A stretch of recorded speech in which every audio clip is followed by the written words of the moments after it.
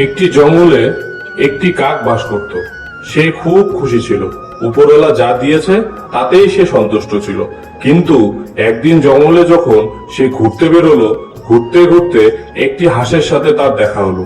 সেই হাঁসকে দেখে তার খুব দুঃখ হলো। সে নিজে নিজে বলতে লাগলো, সে এত সুন্দর, আমি এত কুৎসিত। তারপরে দুজনের মধ্যে কথা হলো। তোমার নাম কি গো? কি সুন্দর দেখতে তুমি। উপরওয়ালা কি সুন্দর করে তোমাকে তৈরি করেছে, আর আমাকে দেখো কি কুৎসিত কালো। কি বলছো ভাই? আর হাসিও না। আমি সুন্দর ঠিকই, কিন্তু আমার থেকে আরো অনেক সুন্দর পাখি আছে।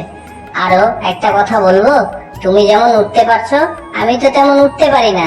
আমি শুধু জলেই সাঁতার কেটে যাই। আচ্ছা, যখন সুন্দরের কথা বললেই, তাহলে যাও গিয়ে টিয়া পাখিকে দেখো, যে টিয়া পাখি আমার থেকে কত সুন্দর। সেই হাঁসের কথা শুনে মনে কৌতূহল নিয়ে বনে সেই টিয়া পাখিকে খুঁজতে বেরোলো। ঘুরতে ঘুরতে অবশেষে সে বনে টিয়া পাখির দেখা পেল। তুমি কি সেই টিয়া পাখি? হ্যাঁ, আমি টিয়া। বলো। হাঁস তাহলে আমাকে সত্যি কথাই বলেছে। কি সুন্দর দেখতে তুমি, উপরওয়ালা কি সুন্দর করে তোমাকে বানিয়েছে। আর আমাকে দেখো, কালো কুৎসিত, কত বাজে দেখতে আমি। যে বলছো ভাই, আমার থেকে আরো অনেক সুন্দর পাখি আছে। যেমন ময়ূর। ময়ূরকে দেখোনি? 7 রঙে ঘেরা, কত সুন্দর দেখতে। পেখম মেললে কত সুন্দর লাগে। আমি কি? আমি তো সবুজ, গাছের পাতার সাথে মিলে যাই। তুমি তো আমাকে খুঁজলে, কত কষ্ট হলো, বুঝতে পারলে না?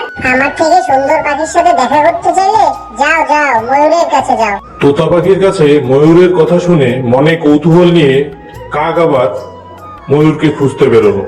ময়ূরের দেখা পাওয়ার পরে কাক ময়ূরকে জিজ্ঞাসা করলো, টিয়া সত্যি কথাই বলেছে। তুমি এত সুন্দর, কি সুন্দর দেখতে, 7 রঙে ঘেরা, এত বড় বড় পাখনা, কি সুন্দর দেখতে লাগছে তোমায়। শোনো বন্ধু, টিয়া তোমায় সত্যি কথাই বলেছে।